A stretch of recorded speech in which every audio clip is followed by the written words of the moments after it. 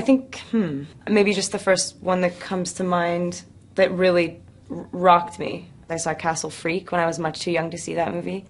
I was horrified. I still remember the actual images that were disturbing as well. There are a few performances that have always been huge inspirations for me as an actor. After I was already in it and doing work, I saw Woman Under the Influence. I think I was about 15. I didn't necessarily relate to where she was in her life. It was just that it was one of those performances that, I don't mean to get into this subject necessarily at all, but just that you see a lot of men do.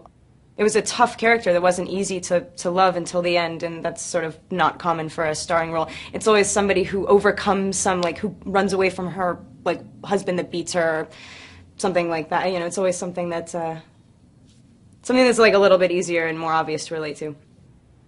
I was 9 when I did my first movie. I definitely was not the type of child one would cast in a commercial or anything that you typically go out for as a young kid.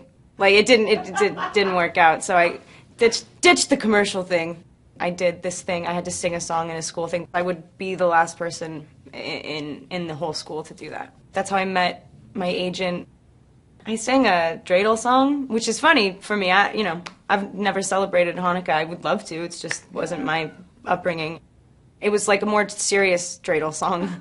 I don't know. It's weird.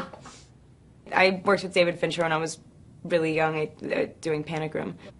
We would do 80 takes of something, and I'd be kind of frustrated and confused at the end of it. I didn't realize that wasn't normal. It's funny, some of my best stories, some stories that I'm actually most proud of from film sets, from film experiences, is on that movie. Just being able to go home and be like, I broke all the blood vessels in my eyes. You know what I mean? It's like, that was cool. I get asked all the time, what's the appeal, both to vampires in general and just our story. And I mean, they're a little dangerous. We girls like to test ourselves, which is a huge part of the story, and also why I liked it. I fucking love me a vampire. Towards the end, it wasn't difficult to get back to old Beller. You know, you walk into a room and you see all of the same faces, and you pick up dynamics just naturally. You don't have to necessarily remember them. They're in your body. And that last book is filled with BFD, things that people have just been waiting for so long, and you can't ever relax. There's never going to be a moment where you go, okay, well, I'm done with the birth, awesome. I'm done with the honeymoon, awesome. I'm done with the wedding, great. I'm done with, saying goodbye to my dad for the last time ever. It is so ridiculously dramatic at so many points. This was my first wedding. It was insane. I can't, that's really difficult to find words for that experience. It was odd.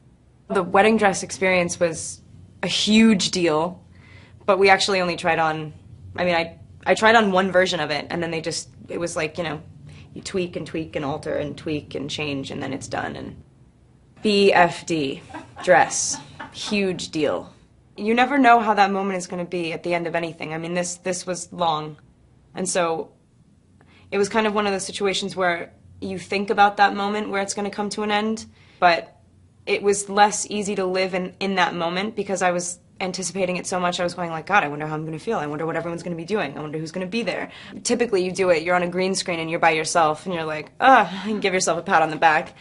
But it was at the wedding, it was insane because the wedding was really obviously a huge deal to shoot, and so by the end of that day I was kind of wiped, and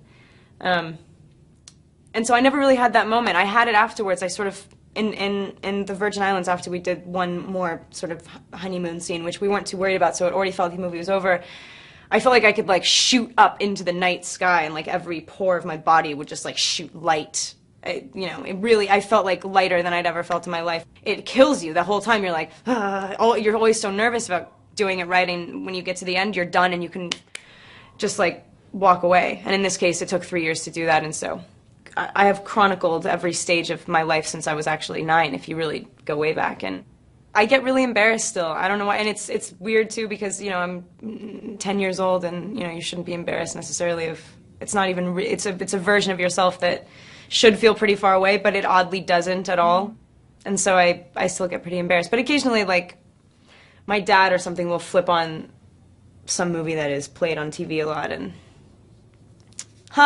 you know, it's cool to like look at for 1 second and then, you know, dude, off now, like cut it out.